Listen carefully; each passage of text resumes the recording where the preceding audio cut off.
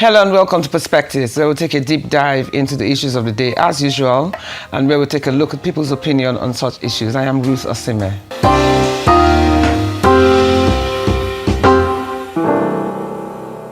Welcome back to Perspectives, the Honorized News. Today, Nigeria stands at a tense moment, with rising public frustration over perceived double standards in justice, deepening insecurity, and the steady spread of insurgency and banditry across vulnerable communities. From the courts to the streets, from rural villages to major cities, the pressure on the nation's security architecture has become impossible to ignore. Pressures facing the justice system, the security gaps, and the political dynamics continue to fuel public concern, with Nigerians demanding fairness, accountability, and real protection. It is against this backdrop that President Tinubu has declared a nationwide security emergency, authorizing massive recruitment into the police, army, and DSS, and ordering an immediate expansion of training facilities, including the use of NYSC camps, to rapidly deploy more personnel to troubled areas. The message is clear. The situation is urgent, and the government intends to put more boots on the ground. Nigeria's path forward will depend on the ability of leaders to act decisively and on the collective commitment of citizens to insist on transparency, fairness, and real protection for all communities. We are heading for a short break, but stay with us because coming up shortly is the conversation proper with our guest today in no particular order. Dickson Osajie, Jimmy Abia, and Omoyele Sowore. Perspectives return in just a moment.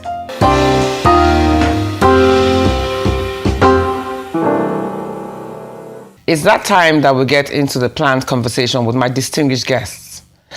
Dr. Dickson Osajie, who is the Managing Director and CEO of Breeze Protection, an internationally certified security and counter-terrorism expert who offers insights on terrorism and security management and global threats. He'll be joining us soon. And then there's also lawyer and public affairs analyst Jimmy Abia, who would also be joining us soon on the show, as well as Omoyele Sowore, a politician, a human rights activist, citizen reporter, writer, lecturer, and pro-democracy campaigner, known for founding the online news agency Sahara Reports. A great feeling to have you here with us, Sowore, and we are looking forward to our other two guests coming to join us soon. But before we get to the interview itself, let's see what's happening at this point with insecurity in Nigeria, which has continually tested the might and perseverance of her military for the past decade and a half. For context, I'm going to play you a short clip on how much sacrifice our dear troops are paying to keep all of us safe. Here it is. Good morning, sir. I'm standing here with Sector 2 Commander. The armed helicopter have just come over our head.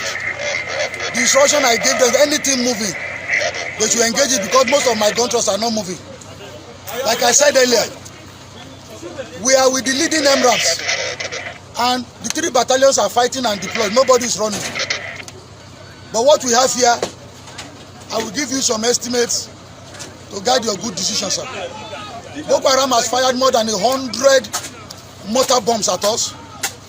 They have fired more than 80 to 100 RPGs at us.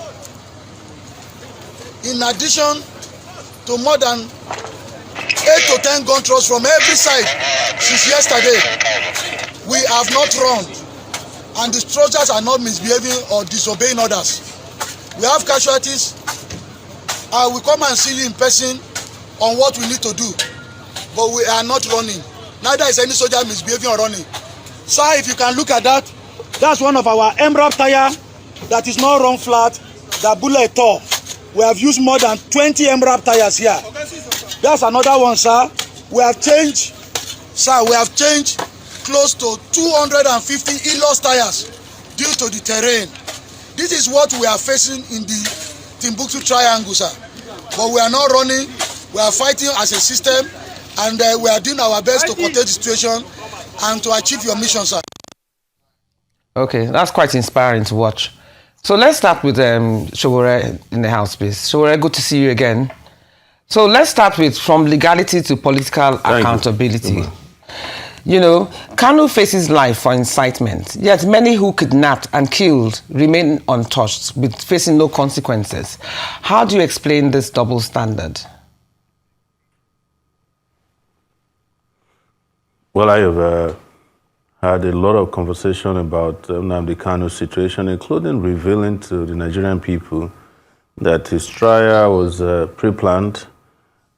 Everything that eventually played out on the day of his conviction had already been exposed by me on November 5.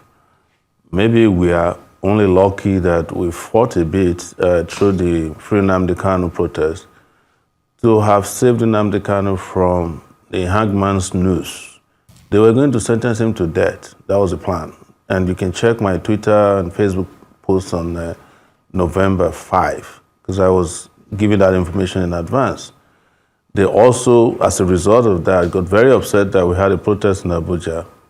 They shot at us, tear gas, arrested his lawyers, myself, later, and took us to the court outside of, within Abuja, but, near Kuje, and sent us to prison for 4 days. After we were granted bail on a Friday, the judge who was supposed to sign off on our bail paper ran away. He didn't come back until Monday. They were already setting the agenda for Nnamdi Kanu's conviction, or whatever they were going to do. But when they realized that maybe this is not popular or not going to be popular, they kind of pulled back a bit and did the life imprisonment. And they have also realized that even the life imprisonment has not stopped his life or the life of what he stood for. Because it came at a time that, like I've always said, he prophetically predicted some of the things that are happening in Nigeria now. And when he was eventually convicted, those things have come full circle in terms of terrorism, the unchecked activities of the people you call terrorists or bandits who have been given preferential treatments in Nigeria over time. They always have the right, they can drive around in their convoys with vehicles seized from the Nigerian army. One of them wore a uniform of a police commissioner, an assistant police commissioner he killed. He wore his uniform to town. They were carrying their magazines and their heavy-duty weapons and ammunition and addressing press conferences.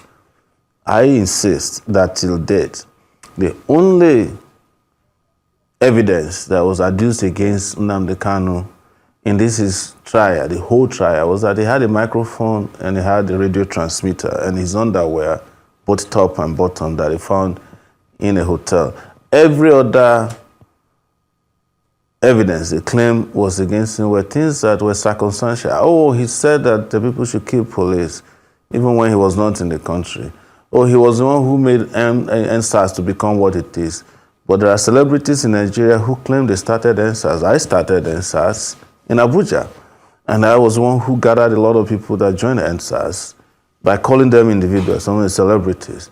So if those ones are being celebrated for doing NSAS, why is Nnamdi Kanu being sent to prison for life?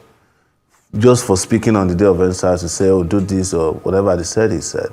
So everything they accuse him of are things that they had no evidence caused any problem that they adduced caused. They even accused him of killing Gulag while he was in detention.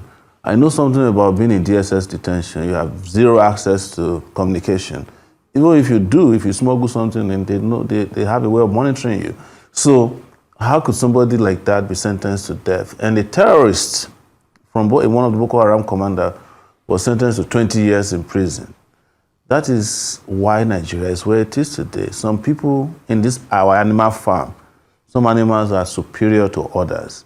And until that is addressed, until the justice applies to everybody in Nigeria, you are not going to get peace without justice. That's what so many of us have been saying, whether you like to hear it or not.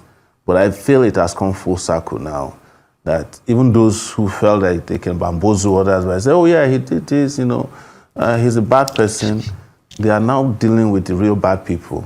Unfortunately though, those real bad people have cover. They have immunity. Okay.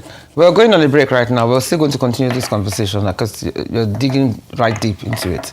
So we're going on the break right now. We'll see you right back on Perspectives. Grab a cup of tea, as I always say, and see you soon.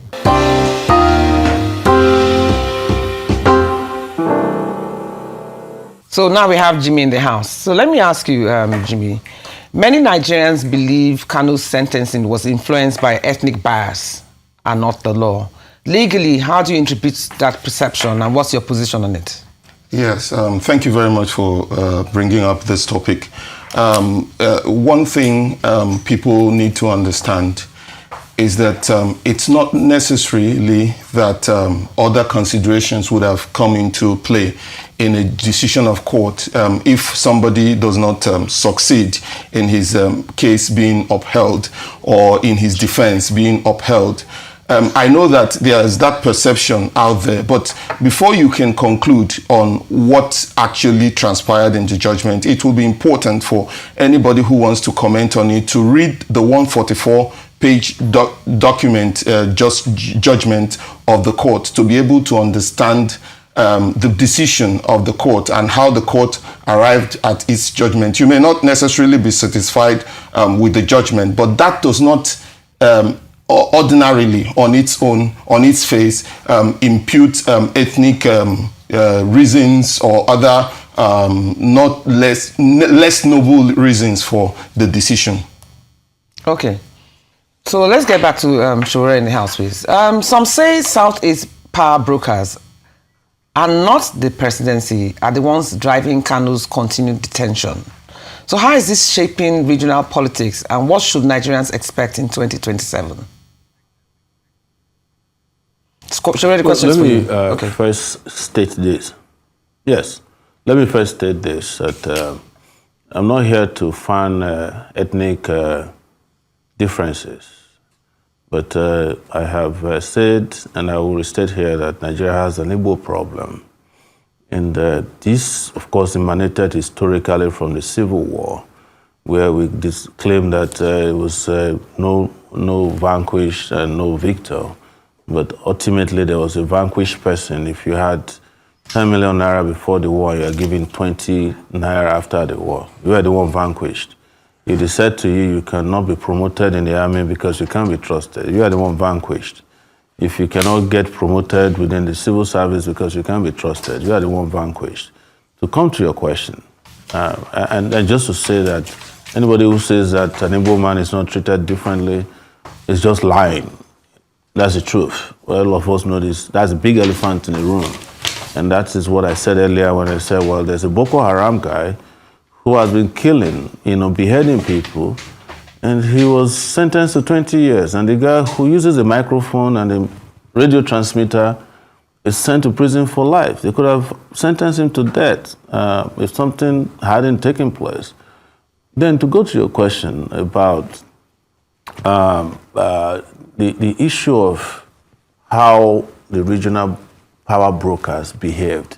I was in the midst of it. I was the one calling them up for protests. And I knew what I went through in the hands of the governors, House of Rep members, senators in the Southeast.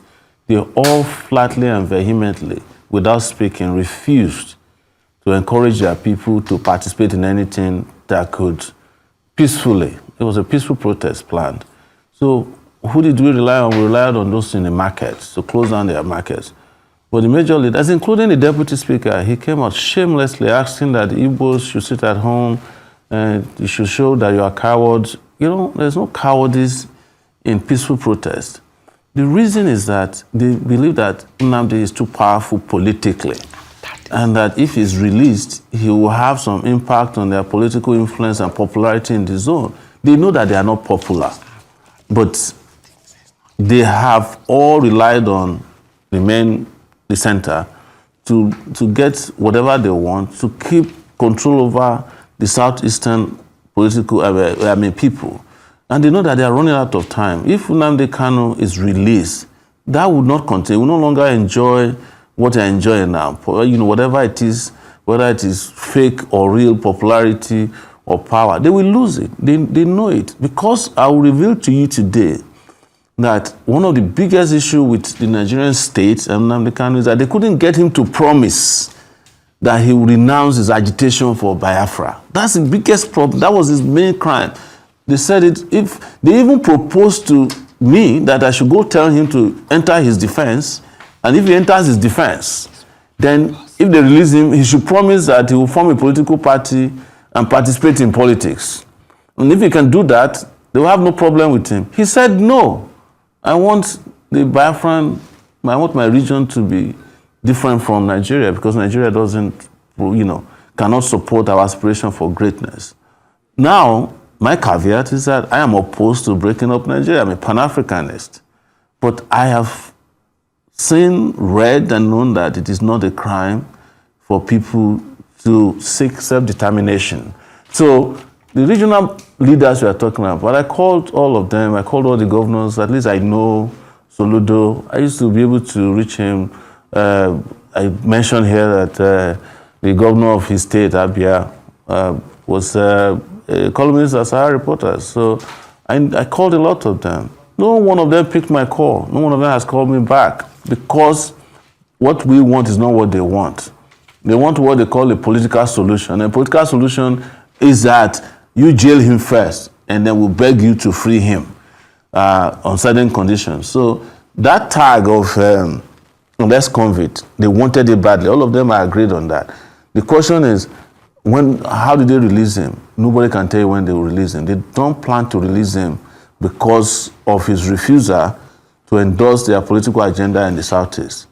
That is the problem. They don't want to hear his name. But the people of the Southeast, the regular people, are in love with him. And we've seen that with what happened in protests, how markets were closed across the country without a whimper. And they still are going to fight to ensure that Nnamdi Kanu is free. I will still fight to ensure that Nnamdi Kanu is free from this unjust incarceration into which he's been thrown. And don't forget, and I'll say this in closing, that this is the same way Ken Saro-Wiwa was treated in 1995, this 2025. I guess every 20 years, or is it every 30 years, Nigeria needs a victim, either in prison or in the Golo time. And guess what? It happened in November 2025. Ken Saro-Wiwa was November 1995. 30 years later, the country hasn't learned its lessons. Okay. Thank you so much, Sowore, for that. So let me ask you, Jimmy, during a security emergency, what human rights obligations must Nigeria still uphold? And how do they affect our international credibility? Okay, this is an interesting question.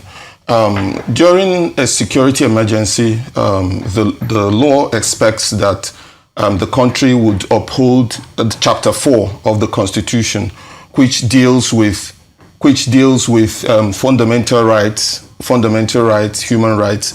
However, where there is a declaration of state of emergency, now we should be able to differentiate the two, because Section 45, subsection 3. Talks about a proclamation of state of emergency. Recently, the president came up and said that there is a talked about declaration of security emergency. But having not gone through the process of Section 305, which deals with proclamation of state of emergency, which also involves the National Assembly coming to decide that matter with the requisite majority, you cannot really say that, legally speaking, that we have a state of emergency on security. But the statement of the president can be seen in terms of a policy directive for the executive, that the executive is seeing this as a more serious issue. Now, that being the case, and being that a state of emergency has not been declared in accordance with the law, the entire Section 45, the entire Chapter 4 of the Constitution will have to be complied with, subject to Section 45, subsection 1, which says that where there is a law reasonably justifiable in a democratic society, certain fundamental rights can be derogated, it can be restricted, like Section 37, Section 38, issues with Section 39, Section 40, Section 41, issues dealing with the right to freedom of movement, right to liberty, and some other rights can actually be restricted even where there is no proclamation of state of emergency. So I think what we have currently is not a situation where there has been a proclamation of state of emergency. So those rights in in chapter 4 would not cannot be derogated from, except within limits provided under Section 45, subsection 1. Again, even in a situation of war or a situation of proclamation of state of emergency, again, Nigeria must comply with international humanitarian laws, that is, dealing with the laws of war. It could also be called the laws of war, meaning that civilians must be protected, women and children must be protected. There should also be humanitarian aid. It should also allow humanitarian aid in those areas. Then also the acts of war would be restricted to certain defined areas. So these and many more. Also the protection of refugees and all that. These are covered under the laws of war, or rather the international humanitarian law. Then even in such situations, you also have to abide by the international treaties like the African Charter on Human and People's Rights, the Universal Declaration of Human Rights, the International Covenant on Civil and Political Rights. These would also have to be respected in terms of the citizenry, the general citizenry in the country. Okay. Let's get back to Sowore. Thank you for that, Mr. Abia. Let's get back to Sowore in the house. Now, Sowore, as you know, there's been a very strong speculation that there is a cabal that controls Nigeria's security. So how much influence does this cabal really have on national security, and how aware or constrained are presidents, both past and present, by this shadow network? You know, when people don't have anything to offer, they keep giving you excuses. There's a cabal, there's a group of advisors, there's a shadow cabinet, there's a kitchen cabinet. They have all kinds of label for them. But the question you should ask yourself is that if you are going to be president of Nigeria, didn't you go there with your own cabal? So it's a question of character, of leadership. It's not any cabal. There's no cabal anywhere that you walk into Aso Rock and says you cannot govern. There's no cabal that says a bulldozer cannot construct a road. There's no cabal that stops, the cabal doesn't stop those in power from stealing. Like we had of the former central bank governor, Emefiele, and the rest of them that are now undergoing. This cabal doesn't stop them. But it is when it's time to perform that you start hearing of cabal. Like, you know, I've stopped giving those excuses, except where we have clear evidence of such people, like we had under Yaradua, where we knew that his wife and some people were, you know, controlling Nigerians, lying about the health of our husband, who had died maybe months before they finally declared him dead, and they were controlling the country. But even at that, wherever you hear of cabal, there's also complicity at all levels of government. It's a democratic government. In the Tinubu regime now, the cabal is, number one, the president and his office and his staff, people he brought in from Lagos. Clearly, those are the cabal members. But there are Then, those who have argued. in the judiciary, Sorry, Sowore, but there are those who have argued. Yeah, there are those who have argued that this cabal exists, regardless of who the president is, and that they usually play a very prominent role in the decision that the presidents make. Sometimes they tie the president's hands behind his back. So are you saying this cabal doesn't exist? so has any president ever told you, has any president ever told you that they tied his hand behind his back? No, but they won't say that. But from the actions that we're seeing, you help them repeat. so you're saying no cabal exists? Hubris. No It's cabal hubris. exists. Yeah, you know, the number one cabal in the country is the president of the country. In a powerful presidency like Nigeria's presidency, Okay. there's nobody who tells the president what to do. The president has a final say. Of course, there might be people, there might be special interests. There are special interests everywhere in the world politically. But in our own case, even the president of Nigeria is more powerful than the US president. All they do is what the president wants to hear. So if anybody is failing and they are telling there's a cabal, they are trying to shift the blame away from their own failure, glaring failure, to a shadowy group that you and I have no evidence exists, so that you keep helping them to repeat the excuse of why they failed in the first place. That's why we keep saying you should challenge these guys during the election. Don't let them run away from debates. Tackle them. We in the last election, we saw what you guys did in the press. You will not interview the people you claim are the main candidates. Every day you interview their minions. But when it comes to those of us who have ideas, we rarely get interviewed. Then when it comes to your analysts, they're analyzing the people who are going to fail. They don't analyze the people who have ideas. I saw it on this table on Arise TV. You have some political analysts, all of them. They're always analyzing the people who have failed in their past jobs or who are going to fail. When you ask them, well, what about the other candidates? They say, those ones don't matter. But that is because you keep helping them to repeat the same lie as a cabal. How can somebody tie the hand of the president of Nigeria behind his back? Who? Who is that person? Is he the IG of police, or is he in the army? Is he retired or serving?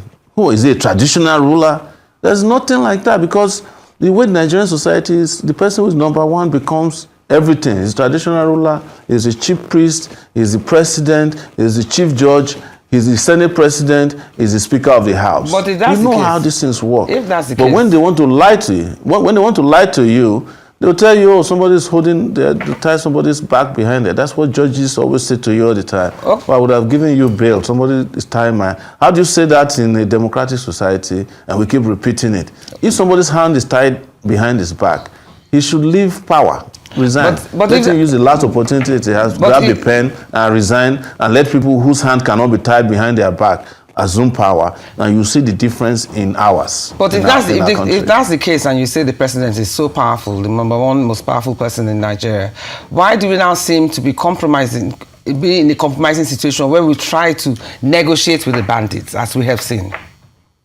Why do we do that? Why don't they just arrest and do capital punishment for them? It is because your president is incapable of doing what he was elected or appointed, but if he's the most powerful or selected person to do. But if he's as powerful as you say he is, the most powerful person, why should he be? You can have a powerful position.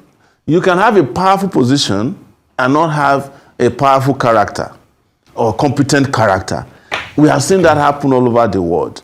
You see, there was a time the US, I think it was Roosevelt or one of their presidents, was wheelchair bound. Nobody knew because he was performing his job very well. But in Nigeria, you see an able-bodied president, and he's not really able-bodied. You just present him as an able-bodied person. Mentally, he's gone. Physically, he's gone. They pump them up. They come and say something. They say, oh, keep repeating that. That is what is the problem. What I'm saying is that the position of president of Nigeria is a powerful position. I am not saying that the people who have run those places are powerful people, because most of them are intellectually bankrupt. Some of them are physically incapable of doing things, and there's nothing wrong with having physical incapacitation, but you just have to reveal it so that we know the extent to which you can do and not do your job. Thank you so much. That's why I told you earlier, I was a reporter who covered the president who had died 5 months before, and they kept saying that he's still president of Nigeria. I'm talking about Yar'Adua. We're going on a break right now. Don't go anywhere soon. Grab a cup of tea, as I always say, and see you right back on Perspectives.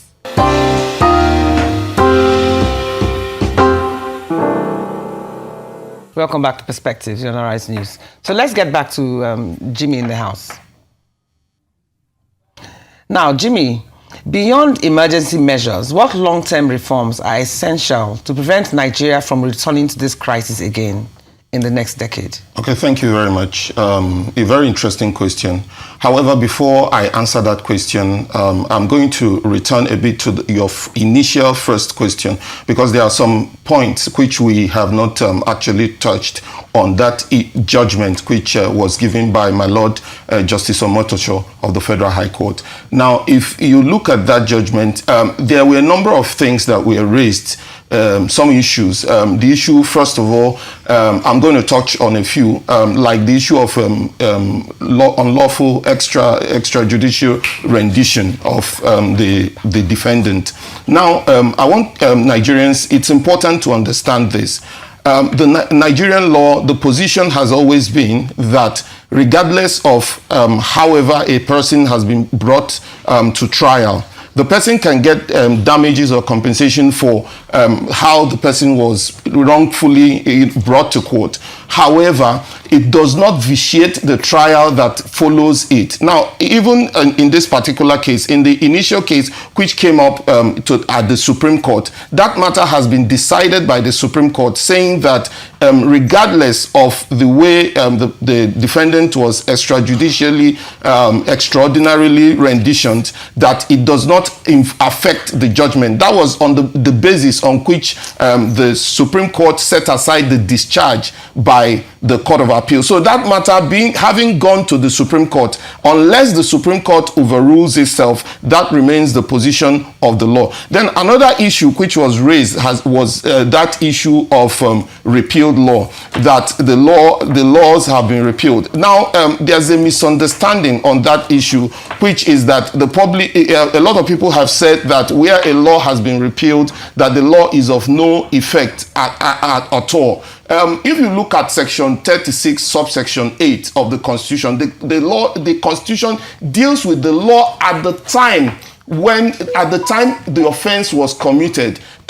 Now, what that means is that regardless of the repeal of the law, that if an offense was committed while the law was still in place, a person can still be tried on the basis of that law, regardless of the repeal. This is also supported by Section 6 of the Interpretation Act, which says that regardless of any repeal of a law, that it will not affect actions which have been commenced, or proceedings or investigations which have been commenced upon that repealed law. If you also look at the Terrorism Prevention and Prohibition Act, upon which the defendant was charged in that particular case, you will see that there is a savings provision in that law.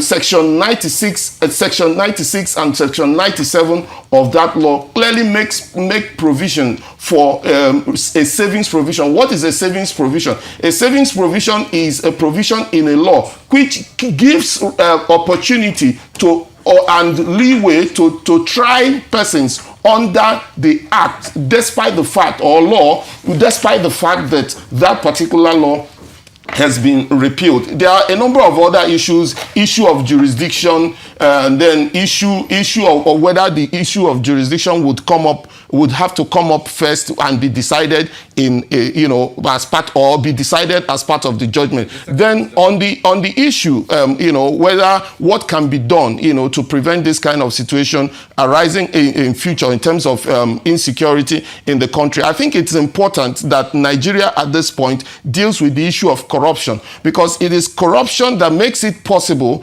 for funds that should actually go into fighting insecurity, to be diverted and all of that. Then it's also necessary that there is the political will to fight insecurity. Then Nigeria would probably need to also tinker with the structure of the federation, because I think that where is the country where everybody can actually determine their future. Every region of the country can determine their future regardless of whatever the other parts decide. It will help in building a situation where people will be satisfied in being part of the federation. So these things, if done, in addition to a number of other things like intelligence gathering, ensuring that there is motivation within the security agencies and all that, if done, I believe that it will help in protecting against this kind of insecurity that we're having today. Okay, let me get back to Sowore in the house, please. Now, Sowore, can you hear me? Okay, as you know, I can hear you loud and clear. As you know, Sheikh Gumi has uttered some words or made some statements that most people or some people perceive as quite controversial and also insightful. And he went as far as suggesting that a proposed budget allocation be made for the bandits. Some might think that this is controversial, but others also argue that if militants once received amnesty, should this consideration not even be on the table, or is it a dangerous precedent? Well, thank you. Let me quickly respond to my friend who was talking about the trial of Nnamdi Kanu and what is fit and what is not fit. I'm not a lawyer, but I know that there's a legal principle known as, in Latin, es nihilo nihil fit, which is you can't build something on nothing. That you can't derive legitimacy from a flawed process. If someone is abducted or kidnapped from another country and brought to your country, you can't try him basically because that's unknown to law as a way of apprehending a suspect. And you cannot commit crime just so as to prevent crime. So I just want to clear that as far as this goes. Like I said, I'm not a lawyer, but I know this is a legal principle that, you know, is very well known as a basis for fairness and fair play in law. But having said that, you've mentioned this man in Kaduna who I used to know, I could almost call him my friend, as this Sheikh Gumi. But you see, what Nigeria has become is when there is no leadership, when nobody's taking charge in terms of protecting the country, in terms of competence, in terms of doing what is right, all kinds of characters will come and be dictating what should be done. And then in the absence of solid government response to these issues, people start listening to them, and I have said somewhere that I think Sheikh Gumi is doing what he feels should be done because he has found that there's no leadership in the country to address the issue. So he's making his own proposals. Yeah, but Sowore, those who say the militants were just as terrifying at some point, and they were given rescue with this amnesty program, and the same should be done to the bandits and terrorists. That's why I'm asking, do you think they should be given the same opportunity as the militants were given with the amnesty program? I don't want to excuse the militants, but you see, the position of the militants were dealing with, in some cases, even environmental issues, long-held issues about the unjust way of managing Niger Delta resources. So they were targeting the economic life of the country in order to get attention to those things. It is debatable if after you settle them and they are being paid, the issues have been resolved. Because what you now find out is that you have lost the Nigerian Navy to a section of the country. And the fact that we did militancy in terms of amnesty doesn't mean that we should deal with, what is it called, banditry and terrorism the same way. Because the militants were people you could reach. People could meet with them. Even government officials met with them. Goodluck Jonathan went and had long meetings with them. But the bandits, the more you meet with them, the more emboldened they are. And they are taking lives on a daily basis. They are not negotiating with you. You don't even know who you are talking with. Today you are saying it's Boko Haram, the next day it's Lakurawa, and you can't tell the boundaries between militancy, banditry, and very heinous crimes that these guys are committing. I don't think we should treat it the same way. What we must do is to restore our country's ability to deal with crime, militancy, terror, whichever way you call them. And until you do that, you will start suggesting things that work and never worked. Like I said, that's subject to debate for another show. But the truth today is that you are in the throes of people who are outlaws and don't care about whether you are willing to negotiate or not. Each time you negotiate with them, they show to you that the process of negotiation are used to purchase more weapons. They abduct more people, they kidnap more people, they take more turf, they take territory, and they are showing that they are the government in the country. So immediately, short term, you must end that. I would admit to one thing, and that's the fact that any form of security problem that has lasted for more than 10 years, we were taught that in graduate school, you should find other alternatives of dealing with those. Thank you very much. But even in dealing with those, you must not lose your capability to control your territory as a government and make sure that your military or security forces are doing what needs to be done.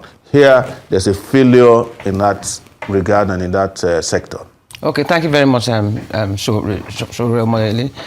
We're going on a break right now. I hear that Dickson is in the house, so even if we have him for just a couple of minutes, he'll be most welcome.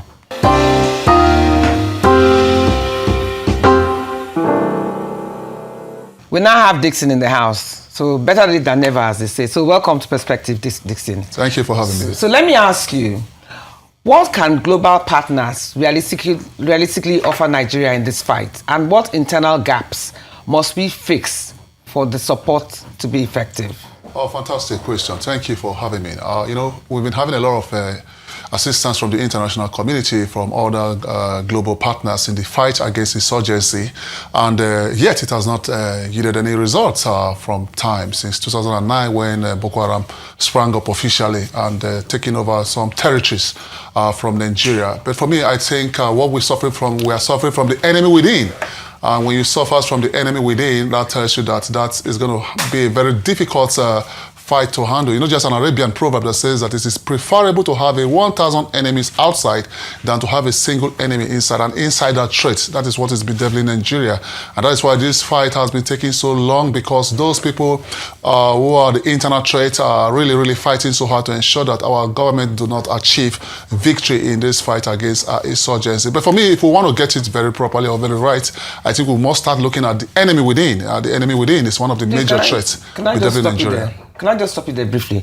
Because I did mention a cabal, the existence of a cabal, to one of the guests, and he said that that is just a myth. So do you actually believe that there are enemies within that want to continue this insecurity? Of course there are. Some few years ago, the United Arab Emirates sent some list of terrorism sponsors to the federal government of Nigeria during the time of General Muhammadu Buhari, the former president.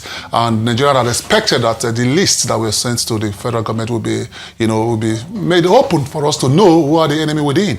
But that list up to today, we've not seen it. And sometimes a few months ago, we learned about some secret trials of these sponsors of terrorism. And I see that as a defeat on our national security. I see that as an abuse on our strategy, because if we don't take out this enemy within, we'll keep on fighting. Why is it impossible to take them out? Well, I think the government should be able to give us a response, because I think nobody is bigger. What do you think, though? What do you think is the For me, I think the government is not really serious about the spirit of insecurity, and they don't really want to hit or take the bull by the horn, because I don't think any person in this country is bigger than the law or bigger than the federation. We've seen Sheikh Gumi coming on board on various platforms, defending the killers of our soldiers, defending the killers of our officers and men. And I just sometimes worry if this man is above the law, or if this man is above the state of Nigeria or above this country. But for me, I think it's not just that we are not ready as a government. And if we are ready, we'll start going after the sponsors, going after the cabals, bring them to book.